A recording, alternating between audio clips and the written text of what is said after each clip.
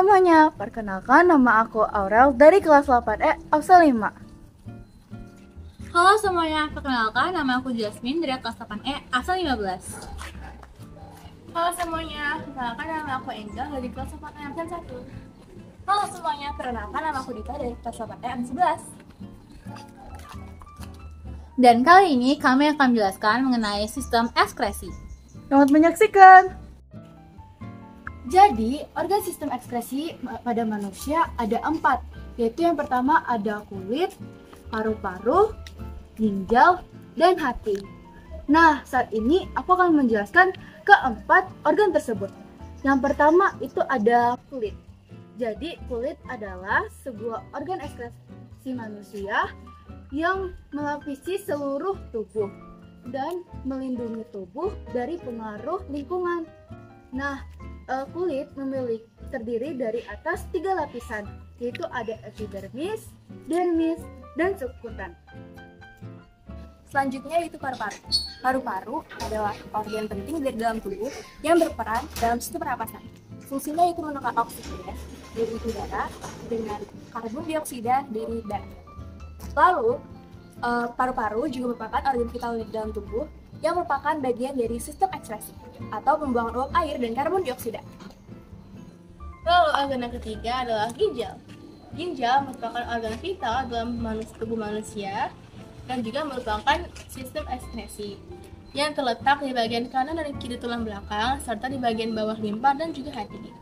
Nah, ginjal ini berfungsi untuk menyaring hasil metabolisme tubuh dalam darah serta untuk membuang sisa hasil metabolisme yang akan tidak terpakai melalui proses pembuatan urin.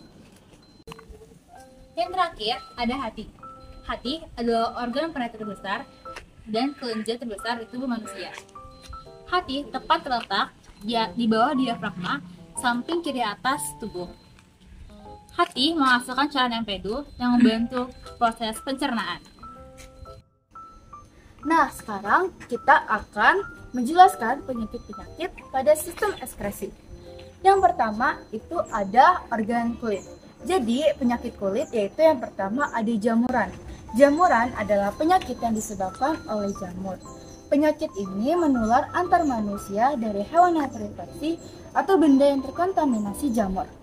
Lalu yang kedua ada kudis.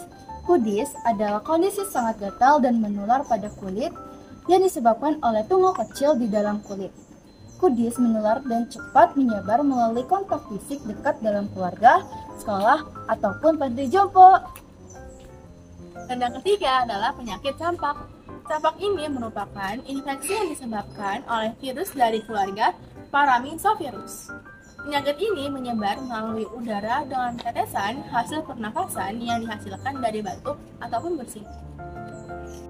Nah, teman-teman, selain penyakit yang ada dalam organ kulit, ada juga nih penyakit pada organ paru-paru. Yang pertama adalah penyakit tuberkulosis atau biasa disebut TBC.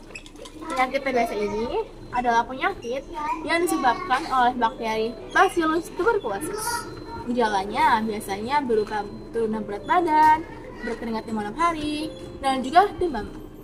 Lalu penyakit yang kedua adalah penyakit pneumonia.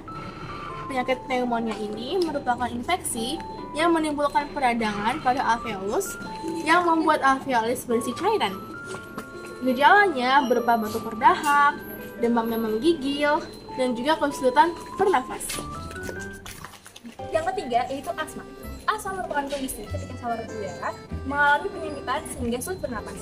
Gejalanya yaitu batuk berdahak dan sesak napas. Yang ketiga terdapat organ ginjal. Apa aja sih penyakit-penyakit yang ada di organ ginjal? Nah, yang pertama ada batu ginjal. Jadi, batu ginjal adalah endapan keras yang terbuat dari mineral dan garam asam yang mengendap dalam urin yang terkonsentrasi. Lalu yang kedua ada kanker ginjal. Kanker ginjal adalah kondisi medis berupa tumbuhnya sel tidak normal dan ganas pada organ ginjal. Yang ketiga ada gagal ginjal. Gagal ginjal adalah suatu kondisi ketika ginjal kehilangan kemampuan membuang racun dan menyeimbangkan cairan tubuh. Yang keempat, ada organ hati. Kali ini, aku akan menjelaskan apa aja penyakit di organ hati. Yang pertama, ada stasis hati. adalah kondisi timbulan jaringan parut yang parah pada hati. Yang kedua, ada kanker hati. Kanker hati adalah pertumbuhan jaringan yang tidak normal pada hati yang bermutasi dan membentuk tumor. Nah, yang ketiga yaitu hepatitis. Hepatitis adalah peradangan hati yang disebabkan oleh virus hepatitis. Nah, teman-teman, supaya kita terhindar dari penyakit-penyakit tersebut, kita harus menjaga kesehatan organ dalam tubuh kita. Nah, kali ini aku akan menjelaskan mengenai gimana sih caranya untuk menjaga kesehatan kulit. Yang pertama ini, kita bisa mandi minimal 2 kali dalam sehari. Lalu yang kedua, kita juga bisa menggunakan pelindung. Nah, kita bisa menggunakan sunscreen, jaket, hoodie, ataupun lainnya. Dan ketiga yaitu berjemur. Berjemur di pagi hari. Dengan berjemur kalian bisa mendapatkan vitamin D karena menggunakan kulit di bawah sinar matahari dapat menyelesaikan masalah kesehatan seperti kanker. Dan terakhir nih yang keempat yaitu mengonsumsi air yang cukup.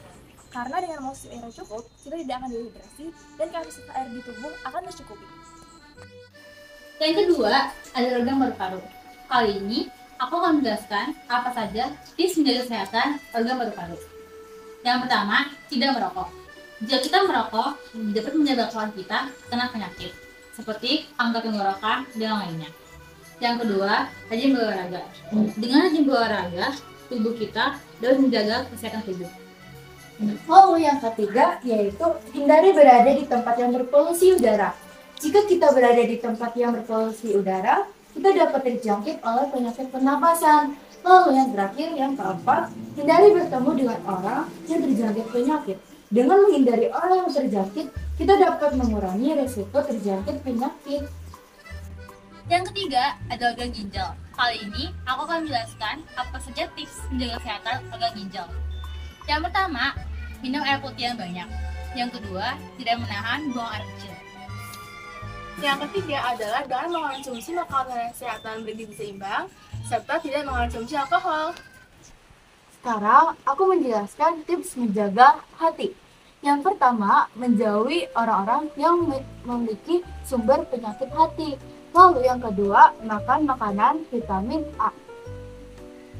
Yang ketiga yaitu menjaga kebersihan tangan, kebersihan alat makan, dan kebersihan makanan yang akan dikonsumsi. Dan yang keempat yaitu olahraga dengan teratur. Nah, teman-teman, itu dia penjelasan dari kami seputar sistem ekspresi. Semoga bermanfaat ya. Bye-bye. Dadah!